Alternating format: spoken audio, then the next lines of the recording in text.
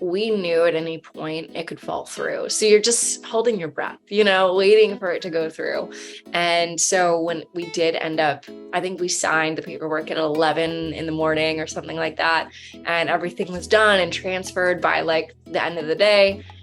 Oh my gosh, the next day we were giddy almost because we were so relieved that it actually went through and we accomplished something so young that we really didn't think that we'd be able to do. Yeah, it's amazing. 24 and you've sold your company. That's incredible. Yeah, it was wild to say the least. You definitely don't wake up thinking I'm going to start a company to sell it.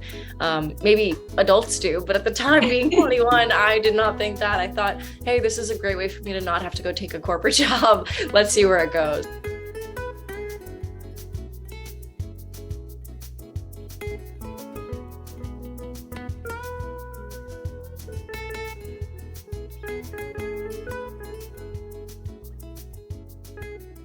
Well, Grace, thank you so much for taking the time to chat with me today. I'm really excited to share your journey, your path, the sale of your company, the start of your new company. You have done a lot just in the last 5 years. Take us back. I know you're living there in New York. You're from the East Coast. Is that right? Mm-hmm. Yeah. Born and bred? Born and raised and been here pretty much my whole life. Awesome. And you went to Cornell, but you didn't just go to Cornell. You were a director of marketing for a company while you were in school full time. Talk a bit about that role, that job. And, you graduated and started your own business. Talk about that business, and then we'll get into the sale of the company, the lessons learned, and what you're doing now. Yeah, of course. Thank you so much for having me. Very excited to chat. I love this topic, especially. But when I was in college at Cornell, I had done an internship at JetBlue. And for someone who had never traveled before, I never even had a passport before going to college. I was like, this is the most amazing thing ever. I must do this. I must work and travel. And so I heard about this startup on campus that was basically selling luxury travel as a travel agent. And I basically told the founder, your website stinks, hire me and I'll fix your website. And I kind of squeezed my way into the company that way. I really didn't know how else to get involved. So I kind of bullied my way in that way and just kind of stuck around and made myself useful. And it gave me 3 years of the best training ever in the world of entrepreneurship, in the world of travel. And it really set me up for what was going to be my first company, basically the first week out of college, essentially. So I spent those 3 years going from director of marketing, ending up as COO. And by the time I left, I knew that I wanted to not only be in the industry, but I'd found enough pain points that I knew I could build a business out of it. So my co-founder and I think it was literally the last week of school, filed for an LLC and created the company that last week of school and decided that we were going to build what was called TripKit. And that was essentially going to be a service-based business to help travel advisors as assistants, essentially, and do itineraries for them in their back office work. So kind of like virtual assistants for them. Yeah, so interesting. And I want to pause too. It looks like you went through the startup leadership program. Will you mention how that perhaps helped you? Absolutely. That actually came later in our story when the pandemic hit. And that was an interesting time to learn how to run a business in the middle of a pandemic when you're in travel. And so about 8 months after graduating, we had to shut down the entire company. We let go of all of our 10 employees. We told all of our clients, you don't need to pay us anymore. We understand you don't need us for anything at this moment. And it was a really great learning lesson. So the startup leadership program basically taught me how to build a more defensible business, a stronger business, teach me more as a leader, how to navigate that kind of a circumstance. I think looking back, I wouldn't have necessarily shut down the company. Maybe we would have pivoted or did something else. Obviously, I'm glad the way that it worked out because we ended up selling the company, but really taught me just how to be a founder and how to learn how to do entrepreneurship in a much more classroom style setting. Yeah, absolutely. Okay. So you did come back, obviously pivoted and came back, and the industry came back eventually. That was a rough time. My goodness. Yeah, to say the least. We basically woke up one day, looked at the news, and realized, oh my gosh, they just closed the international borders. Like no one can fly anywhere. I mean, airplanes and airports were completely empty.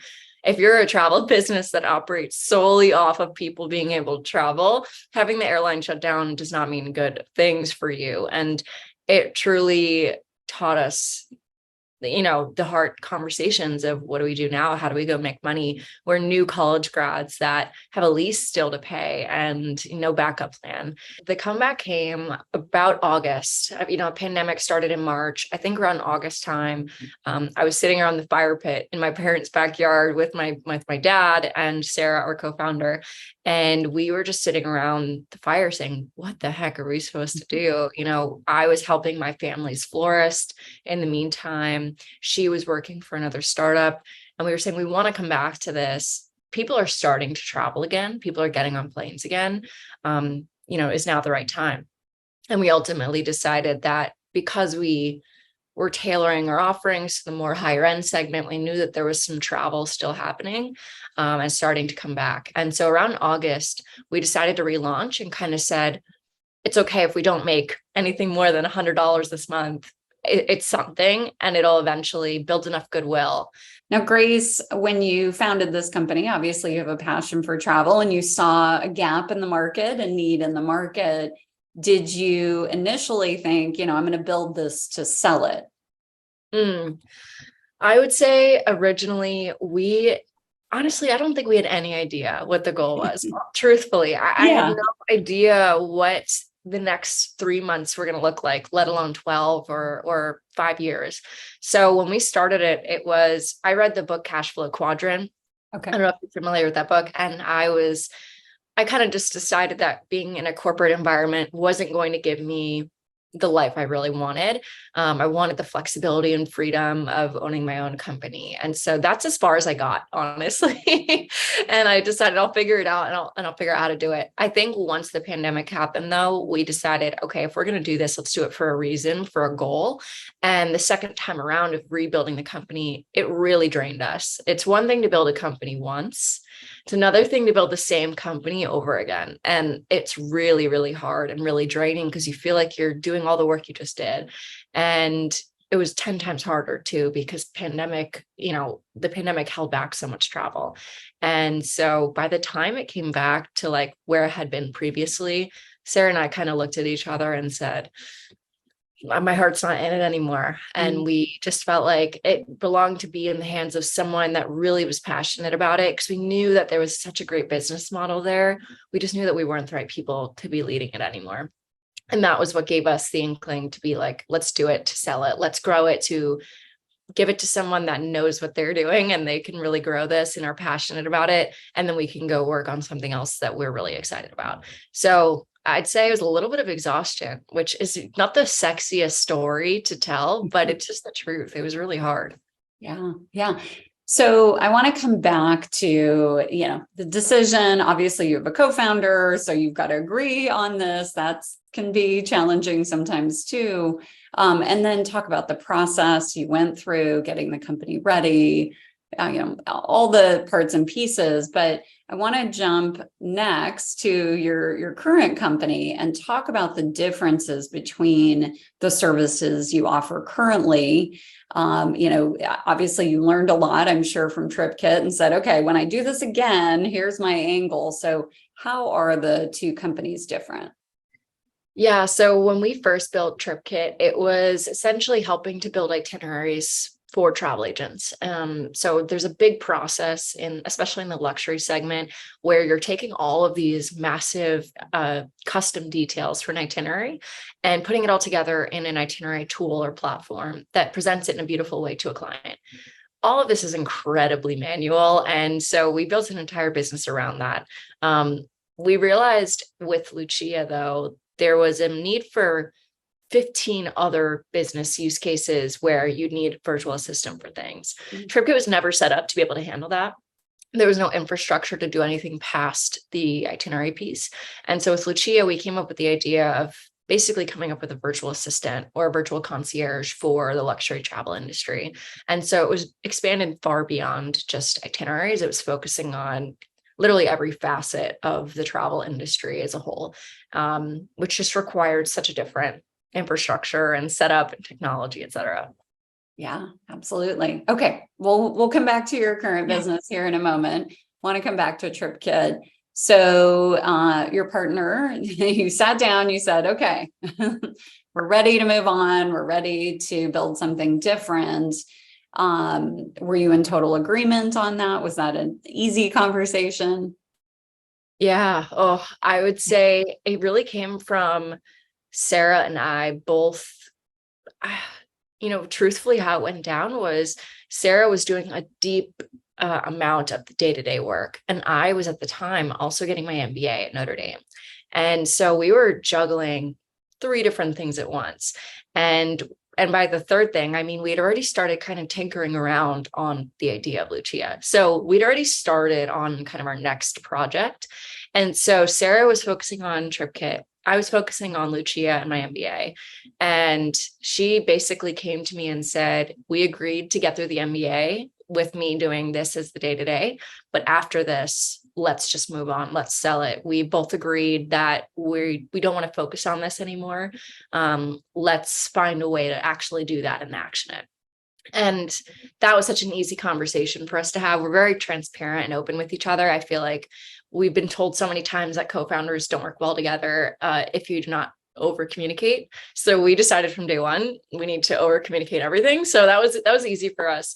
And we kind of just said, we have to find a way. And so she got us through to the end of my MBA program. And we started getting together all of the financials and all the, cleaning up the mess that we had left behind in this, realm of building everything, made sure that all of our ducks were in a row. We found a fantastic broker to help us find a buyer. And I would say the process of deciding to sell was probably the easiest decision. A lot of people, though, you can't really say that you decided to sell. It's just, you have to find someone that's willing to buy it. And so as easy as it was to be like, let's sell it, doesn't mean it was going to, Absolutely. So let's get into, how'd you find your broker? Why did you decide to go with a broker? Was that just like, hey, this is how it works. This is what we do. Because I talked to a lot of folks that are like, I don't want to work with a broker. I'm going to figure this out myself. So talk about that decision process. Yeah, I had felt like we were so overwhelmed with everything that we were doing at that same time. We bit off way more than we could chew between, like I said, the MBA, Lucia, and TripKit, trying to sell that and do it all at the same time.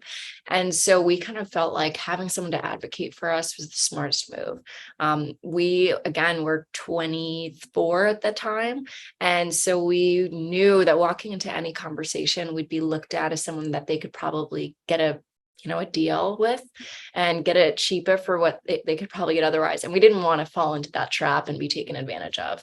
And so we felt like that was the smartest move for us. So we went to acquired.com. It was called microacquired.com at the time. And it's a fantastic service where you can basically post your business and people can go ahead and buy it, et cetera. And we had actually found Christine from Magnolia Firm on there as one of the listed potential brokers you can work with. Mm-hmm. And I met with her, and literally within 5 minutes, I was like, okay, we're working together. You're absolutely amazing. She really wanted to advocate for us. The terms that she was going to be working on were amazing. And it was just such a no-brainer for us because she really made us feel supported and that she was going to advocate for us. And that was just something that we wouldn't be able to have done otherwise. I couldn't have felt more supported with the goal of us saying, we don't know what we're doing.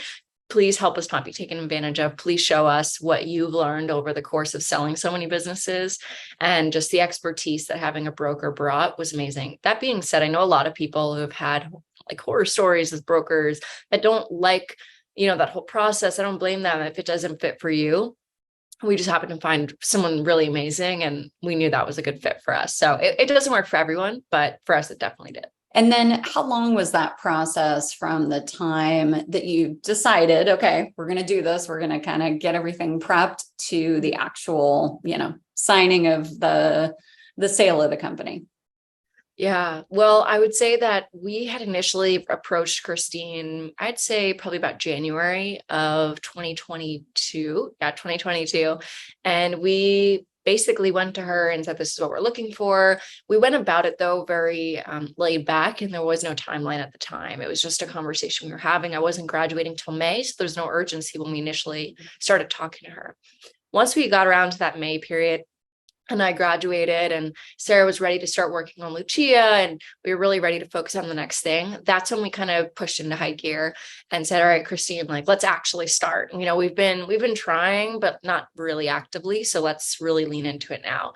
And at that point from May, we actually received funds for the business and transferred all the assets by mid-July. So it was very, very quick turnaround. And again, that's something that she had all the paperwork ready to go. Like, those are all the pieces that the only reason it could go that quickly was because she advocated, knowing that we wanted a quick close, that we wanted it all cash, all these things. And that would have taken a lot longer had we not done it that way. Yeah, absolutely. Talk a bit about the person that bought the company and what's that relationship like? Yeah. Well, I would say the new owner of TripKit, he was just such a larger than life person, was so ready to put his energy into something that he really loved, which coincidentally, of course, is travel and businesses. And so we knew that after we had met him the first time, that it was definitely going to be a great fit, because we felt like his values were similar. His goal for building a business that supports other small businesses was very aligned. So with that meeting, we didn't want to just sell this to someone who was going to shut it down, or sell this to someone that was going to turn it into something, that we really didn't like. Our name was still attached to the business. So we really just felt like, even after we had sold it, we wanted to have a good name. And when we met him, we knew that that was really special and that we'd be able to have that. And we made an agreement that at any time we can come to each other with, questions and feedback and things like that. So, we're not able to chat on a daily basis because we're just far too busy now, both doing our respective companies.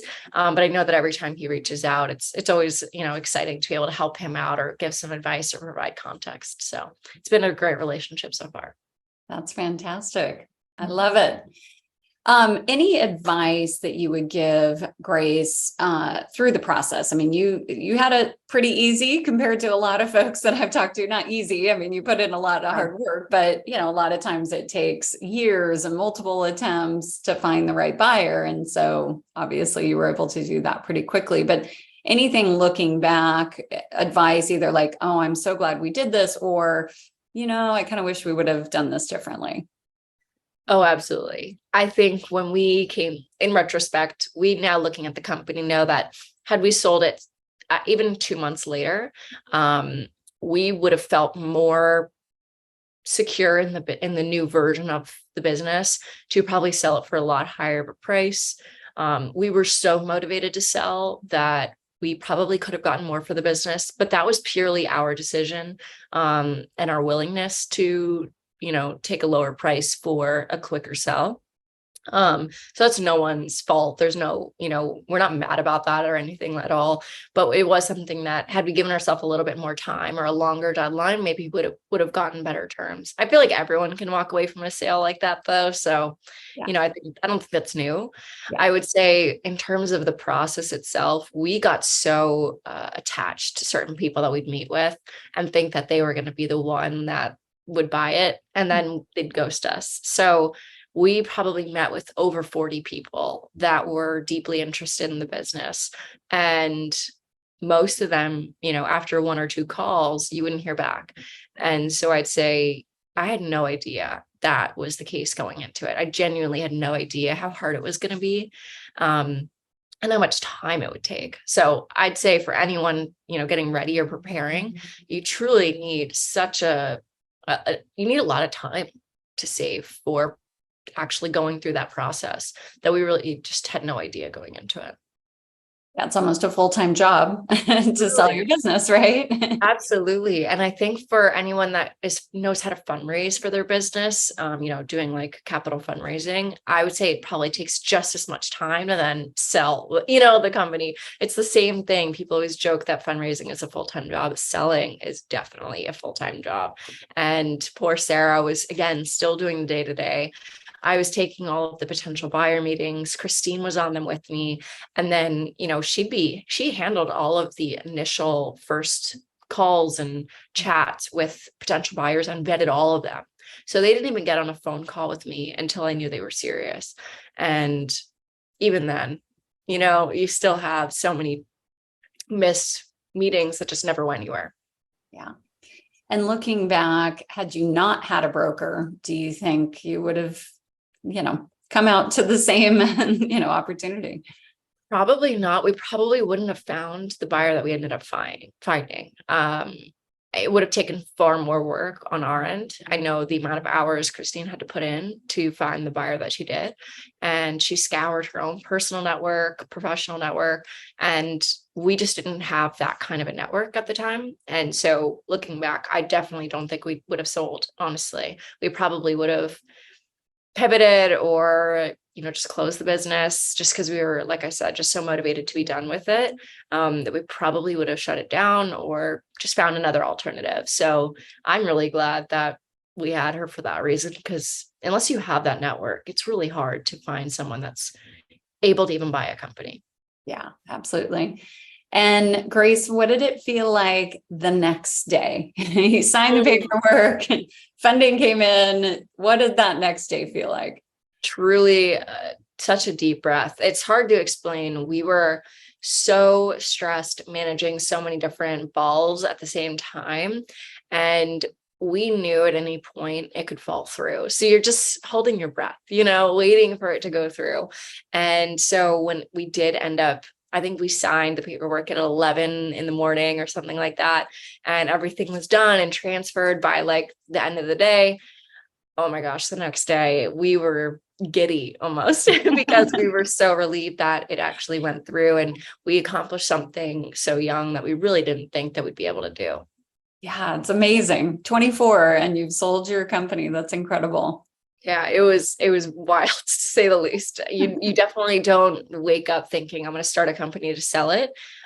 Maybe adults do, but at the time being 21, I did not think that. I thought, hey, this is a great way for me to not have to go take a corporate job. Let's see where it goes. I want to spend just another minute or so here, Grace, talking about Lucia, which is your grandmother's name. Yes. Yeah, it is named after my great grandmother, Lucia. She immigrated from Italy. And the name actually is in a tribute to Saint Lucia, which is this patron saint of sight and light. And this, as someone who felt like travel just opened up my eyes and really taught me how to see the world, I just felt like there's no more perfect of a name than Lucia to be a company that works in this industry and is really trying to help so many people travel the world more. So for me, it was such an easy name and has a special place in my heart. So I loved naming it Lucia. That's awesome. And then the company is really supporting folks in the travel industry with support, staffing support, assistants, freelancers. Is this more of a just in time, like I need somebody for the next month as I, have a busy season? Or is this like, hey, I need a full-time assistant, help me find that person? Yeah, we actually service both. So we've had a lot of users use us for, I just need this one-off project done, similar to the way you could on Upwork. Or you can have someone working for you for full-time, 40 hours a week, or I need someone to cover me on Saturdays and Sundays, or while I'm at a maternity leave for the next 6 months. We've had all of those instances used through our platform and as use cases. So it's been a fantastic tool to support people throughout any of their potential hiring, staffing, or even just excess help needs. And it's really ranged from smaller projects all the way up to multiple full-time employees. Sometimes you need to be able to lean into your unique skill set and what you're really good at as a business owner or operator, and letting someone run the other pieces of your business that they're really good at, you have no idea how amazingly powerful that can be. You're like supercharging your business. So we're not just stepping in to be support on, admin things here and there. We can be, and we are that for a lot of businesses, but they also use us for pieces of the puzzle that we can fulfill even better than they probably can. So we love supporting them and being that like additional skill set or additional, tool in your belt that you may not love doing and would rather be doing something else. So it's just a really great way to meld all these people together. I would say I underestimated myself the entire time. Even now to this day, my expectations are smaller than I think my male counterparts would have. And it actually took having a male board member and now a male CTO on our new team with Lucia to point it out to me of saying, Grace, like you sold a business, you've raised capital, you have had hundreds, if not thousands of clients. Reach farther, reach harder. You have the ability to do so much more. You are just the only one holding yourself back. So I'd say to any female entrepreneur, that's whether you're selling a company, starting one, really the people that hold us back the most tend to be our own imaginations and our own faith in ourselves. So that's something I'd love to tell myself 5 years ago when I started, and hopefully that's useful to someone else as well. Great advice. Well, Grace, thank you so much for your time. I've so enjoyed our conversation. Congratulations. I'm so excited to see Lucia grow and all the amazing things you'll do in your career. Thank you so much. Thank you for having me. I really appreciate it.